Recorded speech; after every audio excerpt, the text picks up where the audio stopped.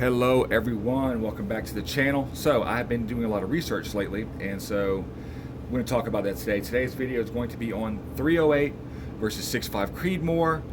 Like if you were to have to pick one of those two to have as a permanent fixture in your gun cabinet, it's pretty much a do-everything gun, which is 6.5 Creedmoor and 308. They will both do everything very well.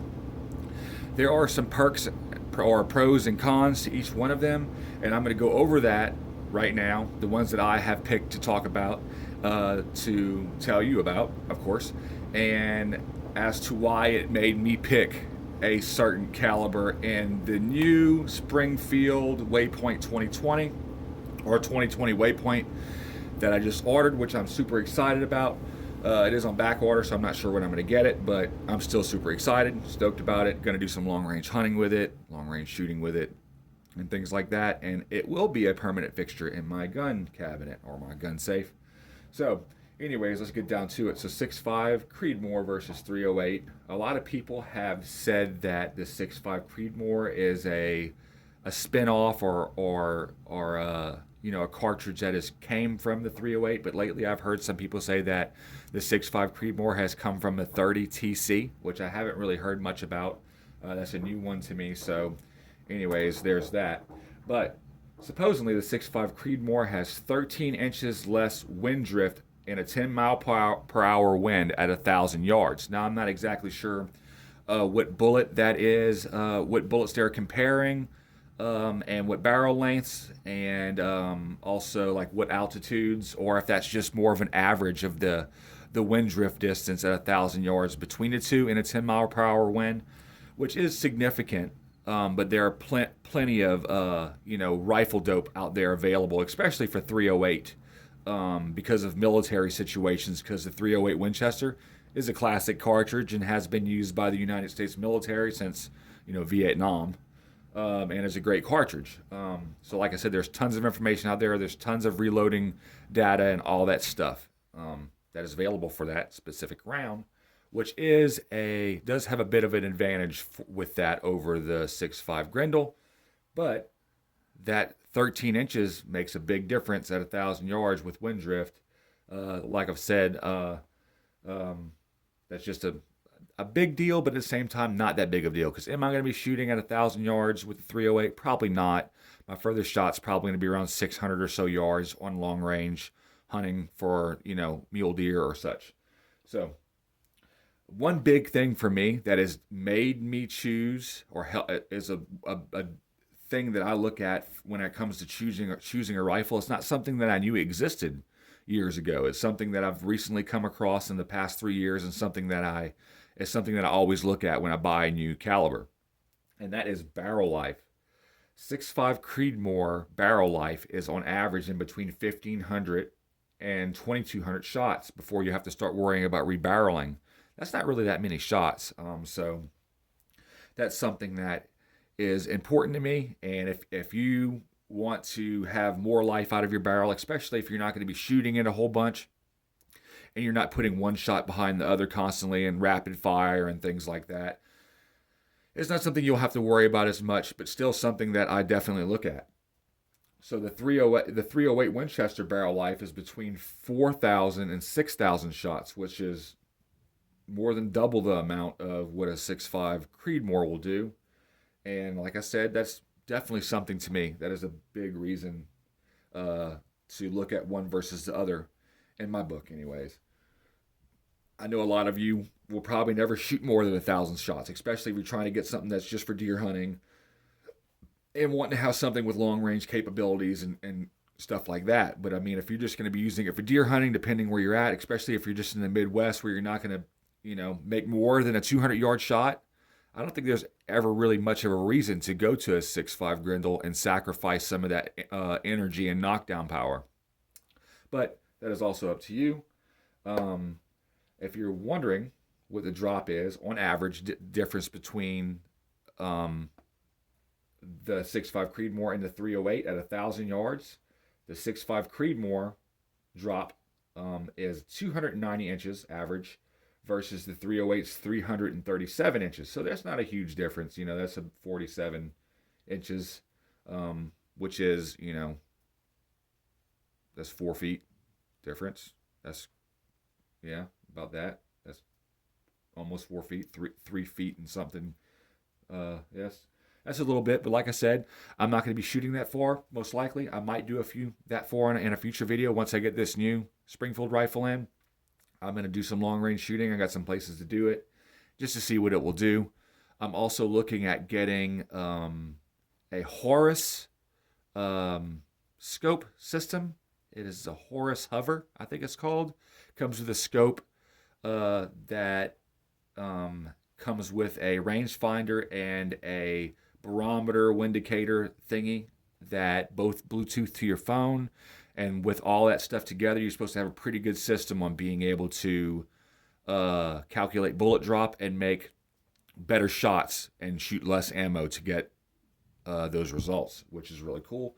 And it's not very expensive. I think right now the actual company is advertising that. I think it's a 4 to 20 power scope by 50 millimeter with the rangefinder and the other instrument for $1,700. That is not bad at all, and it's supposed to be awesome. So I'm definitely going to look into getting that also. But let's get right back into these 6.5 Creedmoor versus 308. The 308 has much more available ammo right now. I have went around to a lot of stores, and 308 is more widely available than any other hunting round right now. I cannot find much of anything else. I finally came across some 30-30 stuff the other day, but I've been seeing a lot of 308 stuff and also 350 Legend, but 350 Legend isn't a super long range cartridge. It does better than the 30-30 ballistically, supposedly, but not long range capable like the 308 or 6.5 Creedmoor.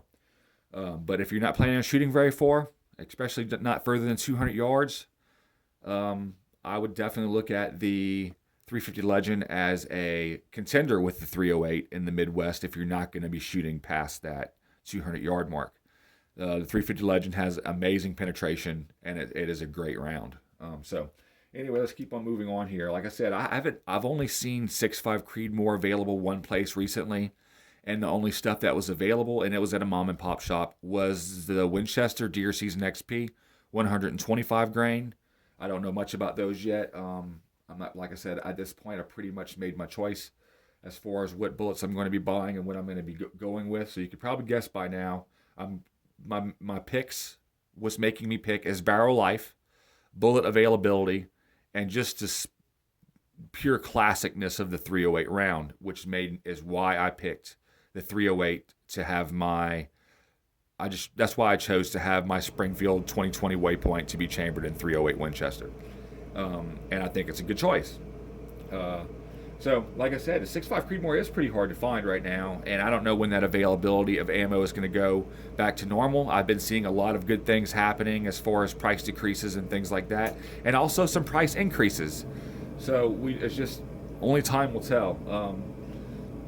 Another thing is the 308 Winchester has much more energy carried to long-range shots on animals than a 6.5 Creedmoor would, which is another good thing. If I'm going to be shooting across a small canyon at a mule deer or whitetail or something like that in Colorado or Nebraska or wherever, I want to make sure that I have an ethical shot and it puts the animal down.